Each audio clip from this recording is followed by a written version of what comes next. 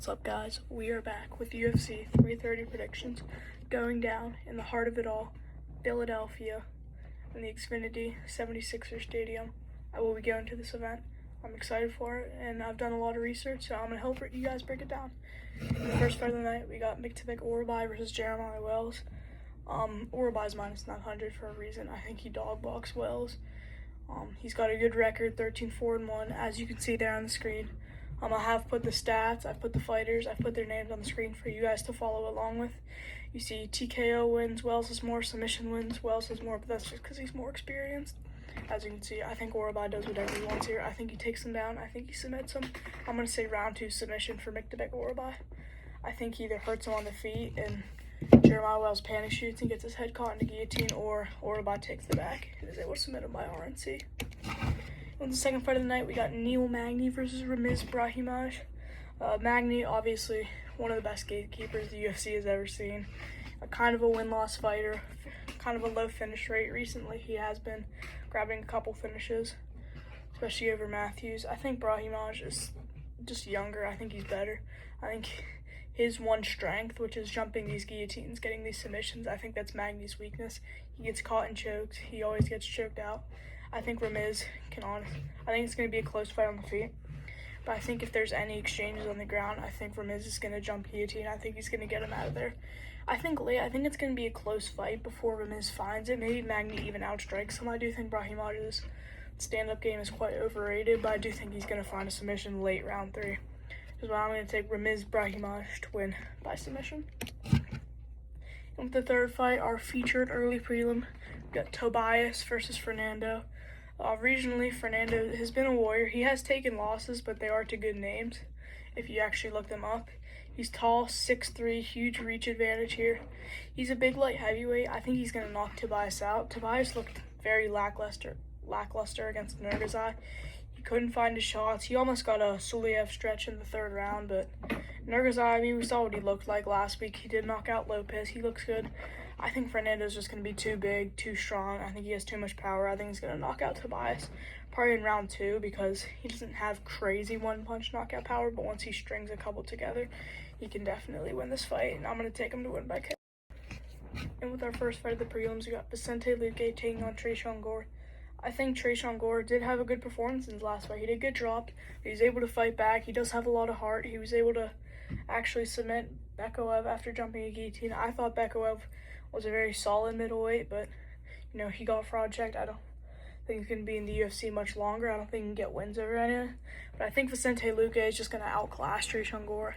I think on the feet, he's slightly better, and he does have that really good Darce choke package, the really good guillotine package. And that's pretty much all Tresean Gore has got going for him is the guillotine. But I just think on the feet, I think Luque is better. I think as a slight dog underprice right now, that's probably the best underdog you're going to get on this card. I think he is going to win a decision. I don't think he's too skilled at this point in his career to finish someone like Tresean Gore. But I don't think Gore has enough for him. 15 UFC wins for Luque. He just has so much more experience. I'm going to take Vicente Luque to win this fight by decision. Next fight in the prelims, we got Dante Johnson versus Eric McConaughey. Johnson is just so much more athletic. He is a little shorter and's got less reach in this fight, as you guys can see on the screen. But we did think Dante Johnson was going to be a prospect, but then his last fight just barely was able to scrape by Cody Brundage. I do think Eric McConaughey is a step above Cody Brundage. So this fight, I'm honestly kind of conflicted on. I think Dante Johnson's just going to be too athletic for Eric McConaughey, and he just has to land 1 or 2 of those shots because McConaughey's chin is just really bad at this point. He got knocked out a couple fights ago. He did start 0-2 in the UFC, but then he's fought back. As you can see, he's 2-2 on the screen. I do think Dante Johnson is just far too athletic for Eric McConaughey on the feet. I do think this fight could be really close like the Brundage fight because Eric McConaughey did beat Brundage. I do think he's a step above. But I think if Dante Johnson can just land a couple strikes, I don't think McConaughey is going to be able to stand for too long.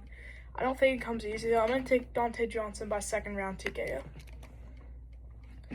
In with the next fight, we got Jalen Turkner taking on Cowie Fernandez. This fight has been moved to the main card since Charles Johnson and Chaplin got moved to the prelims. So this is the fight before the title fights. But Jalen Turner did have a good stint in the UFC before retiring. And then he retired after the Bahamundez fight where he did get outclassed and kind of dominated.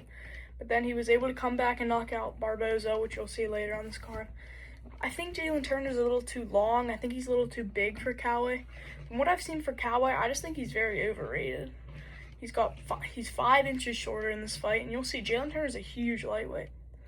But I just think they're both 31, opposite stances. I think Cowboy's really overrated. When we saw him lose, he didn't look very good. I don't think he's that good on the feet. I think Jalen Turner's just a slightly better line here. I do like the odds. 100% finish rate from Jalen Turner. When he wins, he's going to knock him out. I think that's what he does to Cowboy. I don't rate Cowboy very high. I think if Jalen Turner gets a good training camp, he shows up how he did against Barboza, I think he knocks out Cowboy, probably late, maybe a decision. I'm going to take Jalen Turner to win by 3rd round TKO.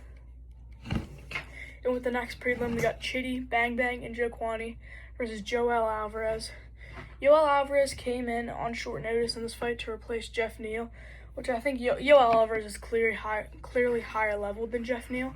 He is favored to win this fight, and I do like the line, but I also think this fight could end up being really close on the feet. And Joe Kwani, his transition from Muay Thai to MMA, his elbows, his knees, they're almost thrown perfectly. He's a very good Muay Thai fighter. I think on the feet, this is actually going to be a really close fight. But I think if it does hit the mat, I think Joel Alvarez has a huge advantage there. The problem is that Joel Alvarez doesn't shoot many takedowns when he's getting onto the mat. It's more because he's jumping submissions from other takedowns. Maybe he's getting a trip. He's doing these other things. He's not actually taking guys down, which I think could end up being a problem in this fight, but I think if he wants to wrestle, he can. I'm going to take Joel Alvarez to take him down. I think he's going to control him. I think maybe he gets a late submission, but I'm going to take it to win by decision. Joel Alvarez to win by decision. And with the next fight on in the main card, we got Edson Barboza versus Esteban Ribovics. Ribovics is clearly favored here. He's much younger, obviously much less experienced. 32 UFC bouts for Edson Barboza. That's a huge experience advantage. I just think Ribovics is going to be so much quicker, so much more powerful.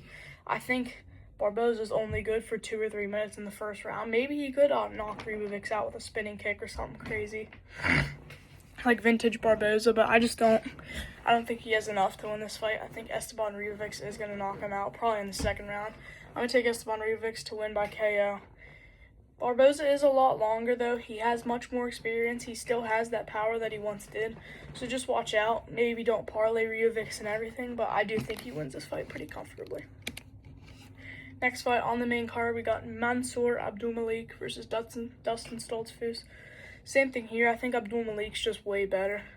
Stoltzfus, the UFC has done a lot of favors for. He's fought on big events. He's gotten good spots. But I think in this, he's going to get knocked out pretty easily. He's getting kind of old. You see him, he's 3-7 in the promotion. Where you look at Abdulmalik, he's 3-1-1. He had that no contest, which is fine. But I think his overall record, only losing to Belgaru. You saw Belgaru looks very legit. I think if he did fight Adesanya, like Belgaru called out, I think he beats Adesanya. I think Belgaru is a very legit fighter in this decision. So for me, that loss doesn't mean too much. But Abdulmalik is just a huge step ahead of Stoltzfus. He's way too athletic. He's way too powerful. He's way too long. He's way too big. I think he knocks him out. I think probably 1st or 2nd round KO. Another big favorite that's probably going to get a knockout, Mansour Abdulmalik. And with the next fight, Eduardo Chapelin stepping on short notice to replace Jose Ochoa, taking on Charles Johnson. I do have Charles Johnson as a slight favorite, and to be honest, I do think that's a pretty good line. Chapelin on the regional scene has looked pretty good. He's 15-2. He's a good finisher on the regional scene. He's got submissions. He's got knockouts.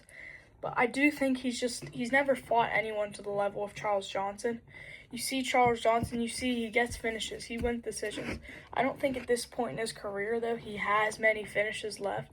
This is a catchweight bout. He's not going to have to cut as much weight as he was. Chapelin stepping on short notice. I just think maybe Chapelin on a full training camp, this would be a different story. But I just think he's going to gas out. I think against a savvy vet like Charles Johnson, I think Johnson's going to land the bigger shots. 6-7 UFC record. But I think Charles Johnson's going to win. I think he's going to win this fight. I think he's going to land the bigger shots. I just think he's the better fighter here. I'm going to take Charles Johnson. I think he wins at 29-28, 30-27 decision. It could be close, but I think he's just going to have the bigger moments. He's the more reliable minute winner. I think he's going to win this fight. In with the title fight, we got Mackenzie Dern versus Jillian Robertson. The women's title fight we've all been waiting for.